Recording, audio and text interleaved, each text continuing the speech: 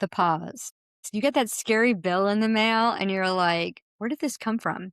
Or maybe it was an email, not the snail mail. I was talking to a client in my Align CFO mentorship and I was away and she was panicking because her tax bill of $10,000 was due. And guess what? She didn't have the money. She did have the money, but she didn't have the money in her tax money bucket and she didn't know what to do. And she was panicking. She's like, well, if I don't pay it, I'm gonna have to pay interest. I don't want to pay interest. And you ever think about like what you don't want to pay? Like who wants to pay taxes? Said no one ever. And these are some of the conversations we're having in our community, the smell of money. The smell of money is all about how we think, feel, and yes, how we smell money. Because if you think about your senses dictate the actions that you take to get the results that you want to make the money decisions that you have. Just sit with that for a minute, right? So in the smell of money, we do this money awareness challenge where we're paying attention to how we feel when we get to pay the bills. Now, if you know anything about entrepreneurship, you know you're setting up money buckets for your business account. And one of those money buckets is your tax account. But are you keeping the money in there or do you keep taking it out, panicking because you feel like you don't have enough? If this is you, join the community, The Smell of Money. The link is in the show notes. If you're tired of feeling shame about past financial decisions, worried you'll never achieve financial stability, and ready for a clear plan to take control of your money and experience true financial freedom, you're in the right place. Hey, I'm Lisa, wealth activator, independent insurance broker, and your guide to rewriting your money story.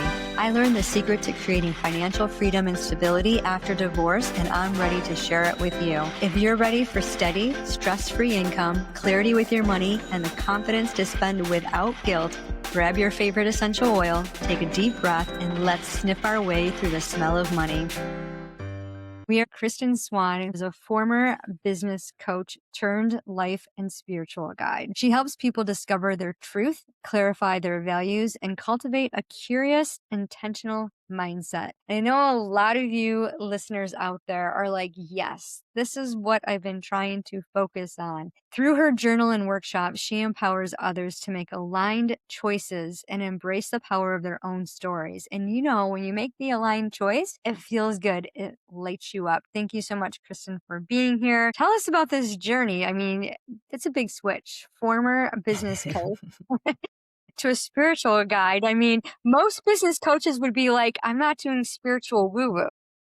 I know, I know. Oh my goodness, it has been a journey, and it really I've got to back up a little bit because I have been through so many twists and turns professionally, and so much of my kind of early professional life was really a reaction to my money story, right? Mm. It was and I use the word reaction specifically because I grew up in this very kind of on it was funny because it showed up in different ways, but on both sides, both my mom's side of the family and my dad's side of the family, there was a real scarcity mentality that was this generational, kind of inherited scarcity mentality. On my mom's side, it was kind of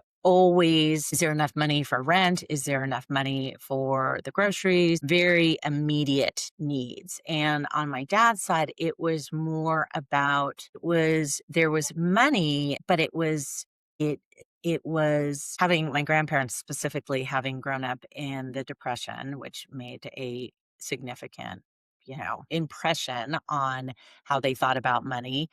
And so it was always kind of this saving and this reusing of everything, which I love. I love the idea of fixing things and reusing what you can.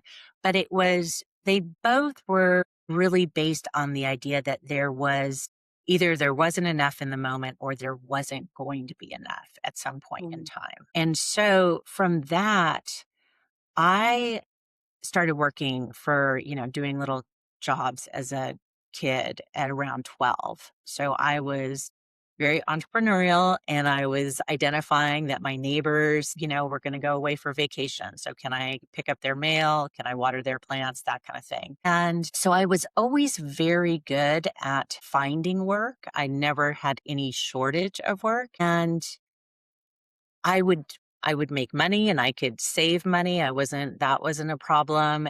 And and I also think I was very clear about the things that I wanted to spend money on. I knew what mattered to me in terms of how I spent money, but bigger picture, I was always carrying this sense of there isn't enough, or there at some point there won't be enough. And so rather than thinking long term and kind of big scale, it narrowed my focus to what I thought I could do professionally. And it kept me playing very small and really kind of taking work that was right in front of me because, again, kind of scarcity, right? If I don't take what's right in front of me, it's going to be gone and there won't be that next thing. And so I never was taking the time to say, what is it that really lights you up, right? Or what is it that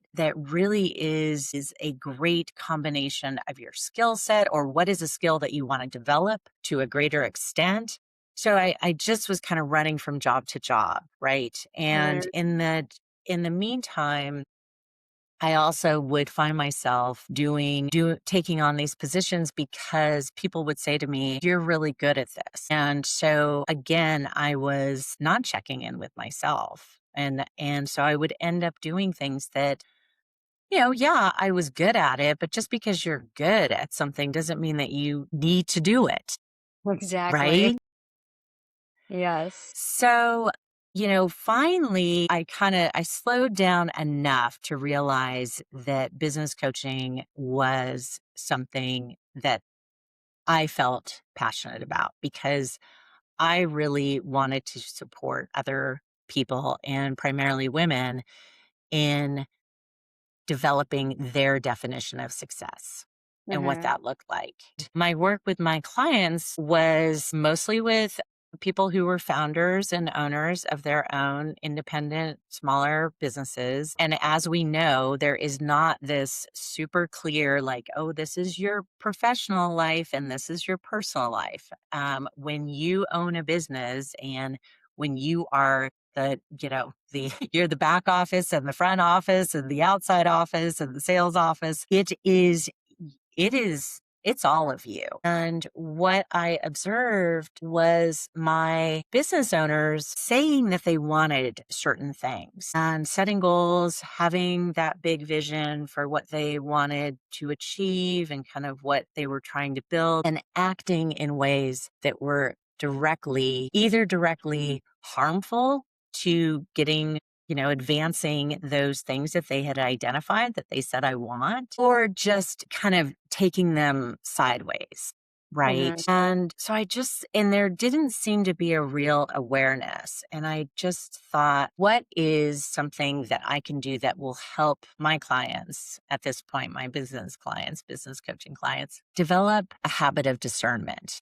Meaning, get to understand their own patterns, their own choices, their behaviors. And a big part of that is driven by their own money story. So, of course, when you can see it in somebody else, you probably have a bit of that happening in your own life. And sure Mhm. enough, in my personal life, I was repeating some patterns that really did not serve me in any way, shape, or form. So the journal that essentially came out of that is Spaghetti on the Wall, and it is something that works for, I mean, it can work for people who own their own business. It can work for people who work for other people. It can work for people who have other pursuits, but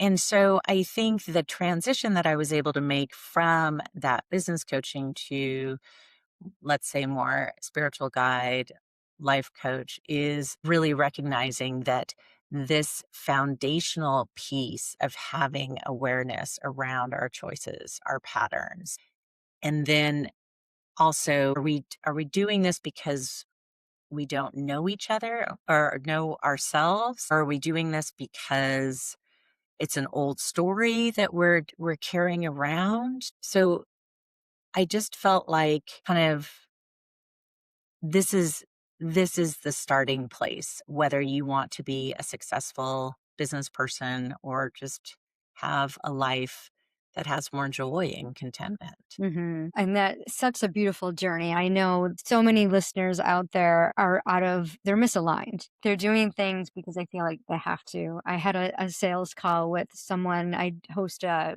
monthly cash flow workshop and other people's membership communities. And one of the communities I was sharing with the stories that we tell ourselves about money and how misaligned we are, and then we hitting our profit margin goals. And they're Mhm. like, no one's tracking their KPIs, but this one woman in particular really wanted support, and she felt like her business wasn't kicking off. So she was interviewing for positions in corporate, and she was miserable. And she's like, I don't want to do this, but my savings is starting to dwindle and the business isn't kicking off the way I thought to. It started off really well. And she just went through this circle of emotions and her whole energy was so drained. And you could tell him, like, I don't really think the corporate world is your answer. It's not going to produce the results that you desire because it's not in alignment. And she couldn't wrap her head around that. All she could see was, I used to make money. And I thought, but why did you stop? And when you can come to that realization and have that peace, it's a wow. It's like the sunshine and rainbows and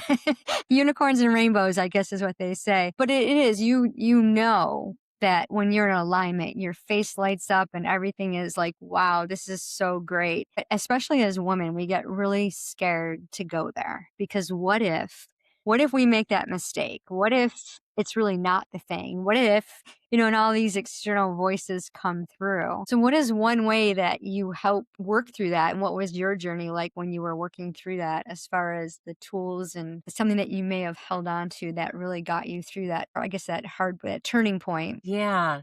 Well, I think that it does start with that willingness to pause, right? That willingness to kind of slow down.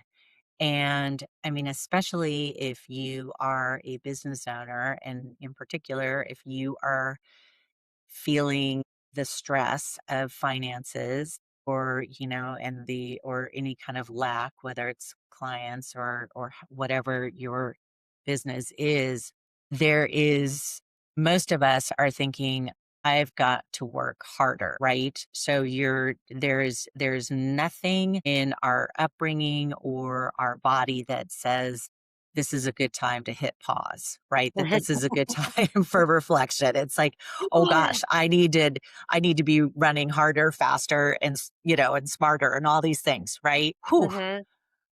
Okay. And I just want to acknowledge that it's not going to feel comfortable. And the place to start is just saying, okay, we've got to, let me take, even if you take 15 minutes and let me just sit and kind of think about where I am. Let me one thing that is really helpful sometimes is just doing a brain dump of kind of Mm. every thought that is, because I think Yep. that too often we can't get to the here because we've got all of this. So, start with that brain dump. Just write down everything.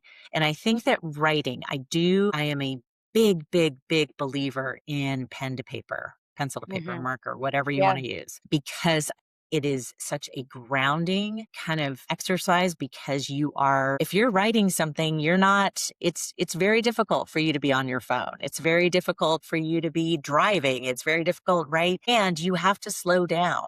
It forces you to slow down because our thoughts can be going a million miles an hour in our head. However, our hand is not going to write a million miles an hour. Right. So it's going to slow you down just by kind of the physical constraint as to how quickly you can write. So do that brain dump. Just put every thought that you're having. This is not and do not censor yourself here. This is, I think that that is a big part of the pause that I'm really recommending is put down every icky thought, every scary thought, every thought that you're thinking, oh gosh, I don't want to name this because I don't want to give energy to it. And I don't want to just get it all out. Right. And then let's like sit back with yourself. And I think that for the entrepreneurs out there, it's kind of come back to yourself and get curious with what is it that you are doing? Like what is your thing that you're doing? Let's just kind of get back to some basics. And I think that there are some great ways to journal about that and you know kind of name the thing that you're doing. You can name your whys around what you're doing it, and also give yourself some space. I think the other thing too is when we're anxious and when we're in that lack mentality, everything's tight, right? Mhm. We're just like, oof, you know, your chest is tight, your breathing is more shallow, you've got that stress in your neck. Just like allow yourself even to kind of do the daydreaming about where it is that you want to go. And then I think the next thing that I love to do is I think it's very important to kind of understand, if you can, ask yourself the question of where do you think the obstacles are, right? Mhm. And kind of name what those challenges are. And some of them are going to be external, and some of them are going to be kind of universal, right? It could be time. It could be, you know, I mean, I think that, you know, any kind of resource, right? Whether it's our own ability, or the amount of time we have, or the amount of money, all of those kind of those resources that so kind of flesh those out where you see your obstacles. And then I think it's so important to create both.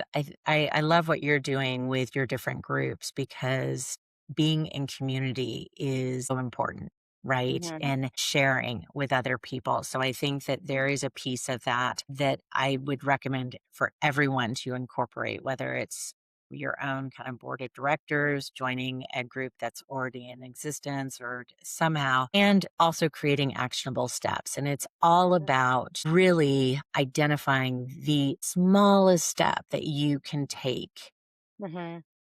you know, in first in this moment and then building on that. We do such a number on ourselves because we just get so ahead of ourselves, get we'll get, you know, we don't stay present. And I think that's, you Right. know, that's the whole thing that I'm saying about the pause and really checking in with yourself and allowing yourself to breathe and to kind of get some more expansiveness into your body and your thought processes. Yeah, and it's so important to get out of our head and into our heart. You know, I think in the Wealth Accelerator, we do brain dumps, where we meet weekly for a group called Profit Gold Mine, and we really get into those thoughts and expose them. And the power of writing. I say pencil and paper because then you have the earth elements. But you're so right. You're directed and you just start writing and things flow and then you're out realizing, wow, I didn't realize that was a blocker. And once we can identify those blockers, then we can move forward and come up with a solution. And I think a lot of Mhm. times we get stuck because we don't give ourselves grace. We don't want to take the time to write, I don't want anyone to see what I wrote. Well, then rip it up and burn it when you're done. But getting it out on paper is one of the key ways to release it and to discover what is keeping you from doing what you want to do. And I know myself included, a lot of my clients were all people pleasers. And when you're Mhm. constantly focused on taking care of others, you put yourself on the back burner and nothing gets done. And then you're depleted because you're not serving from a cup that overflows. And then you wonder why your business isn't successful. And I'm sure you've Yeah. seen a lot of that as a business coach, where, I think that's a great recipe for burnout because we're constantly focused on the business, but not on ourselves. And I'm Right. in a group on school where we're working with new business owners, and there's resident experts in the group, and we all have our own expertise that we're bringing to the table. And the one thing I was telling the entrepreneurs that non-negotiable, take care of yourself first, take me time. And you would not believe the comments of women who don't even know what me time is. And that was Yeah. me, and my youngest was 14. He's now 28 as the recording of this. And I think I can't take me time. I can't do this. I was actually reading a post on I don't know, Instagram or Facebook about how a mom was feeling deserted by her adult children. It was her birthday, and Mm, they waited till 9 o'clock at night to call her. Her whole life was centered on her kids, that she didn't even realize she wasn't enjoying her own life. Who am I? Like, who am yeah. I as this person who was created and designed by God to do great things, but was so focused on taking care of everyone else? They're like, now you're by yourself, and I don't know what to do. And finding that alignment is so key. So I love that you put together this beautiful service that you've gotten to experience, and now you can share others to do it. So, what is the one thing that you wish you would have done differently that you could share with the audience, that maybe they can say, oh, yeah, I'm going to do that differently now so that I don't do that and repeat that same mistake? Yeah, I do think that the I agree with you in small ways, just making sure that you are making time for yourself and taking care of yourself is so important because I mean, I was flashing different memories were coming through as you were describing that, right? I have 3 young adult children, and I was divorced when they were young. And, I carried a lot of guilt around. I initiated the divorce, which meant that I then felt like not only did I have kind of the regular mom guilt, but I also had the added thing of like trying to be even better because I had really disrupted their life in a very significant and painful way. So I do think that that bit of self-care every day is so important. And the other thing that I would do differently is when I first made the switch to go into business coaching, I was coming from over a decade long career in landscape design and also designing other spaces. And it was funny because it was something I had started because somebody told me I was good at it, and I liked it well enough, but it wasn't my, raison d'etre. And it was I was good enough, and I liked working with my clients and things like that. So it was not in by any stretch a horrible time of my life. And then when I knew that I didn't want to do that thing anymore, I was so timid about making the switch to business coaching, which I did feel like was so much more of a calling for me. And I was timid because I felt like people were going to judge me. And I thought that I was so worried about what everyone else was going to think. I, so I kind of straddled both for a while, which completely and utterly messed with messed with launching a successful, getting out of the gate in a much stronger position of this, starting this career as a business coach. It kind of left me in this weird, netherland of still kind of trying to work with my other clients. I mean, it diluted here I was working in some ways twice as hard. However, it diluted the impact and really my ability to be what I knew I could be. And this is all because I was so worried about what people were going to say. Yeah, and I think that's 99% of our listeners. And people are still going to say stuff. I mean, people are going to say stuff. Okay. Yeah. And that's on them. We always think Yeah. it's about us, and it's not about us. And No. so when we think about, like, everybody has their own set of thoughts and their own experiences, and whatever they're going through, that's the best decision for them at their time, but it really has nothing to do with us. But we tend to absorb everything and think, oh, what did I do wrong? And I have to fix it. And then before you know it, we go off on this tangent, and our business doesn't get paid attention to. We don't get paid No. attention to. And then we're exhausted. And then we start this whole cycle again. And it's so important to stop and pause and, like you said, do that brain dump and just get those thoughts out of your head. You could do it for 5 minutes, you could do it for 30 minutes, but just Right. do it. And when you get into the habit of doing it once a day, and it's like, wow. And Oh you my start to gosh. think clearer. You start to see Yes. things in a new perspective. So I love that. So tell us, how do you work with people? Like, who's your target audience, and what's the best way for our listeners to connect with you? Well, everything that I do is on my website. So kristanswan.com. And there are copies of my journals available, which I think are such a great way to get to this place of, they're a great way to have a pause, and there's some prompts and directions, so I'm not leaving you, hanging there. So you can find the journals there. There's also some really great workbooks that are more specific, and then I also do workshops and retreats. So all of that information is at the website. Beautiful. Well, you guys heard it. You got to go to kristanswan.com, get those journals, start doing those prompts, start writing. I'm telling you, you want clarity, you want alignment, get out of your head and into your heart. Check Yeah. out Kristan, see if the retreats, we were thinking about doing a retreat, a wealth retreat, and thinking about how much time do you need to spend just to be with yourself so you can connect with your money, so that you can connect in alignment. And this is something that you can look into. And I'm sure Kristen has some wonderful retreats that you might find helpful for you, because remember, it doesn't matter how much money you have, it's what you do with it. Hey, mompreneurs, I hope you enjoyed today's episode. If so, please follow the show and share it with a friend who's rebuilding her finances after divorce. No spreadsheets, no restrictive budgets, only confidence to build financial freedom. Also, please drop a quick 5-star review so more moms starting over can find this. It lights me up to know this podcast is helping you.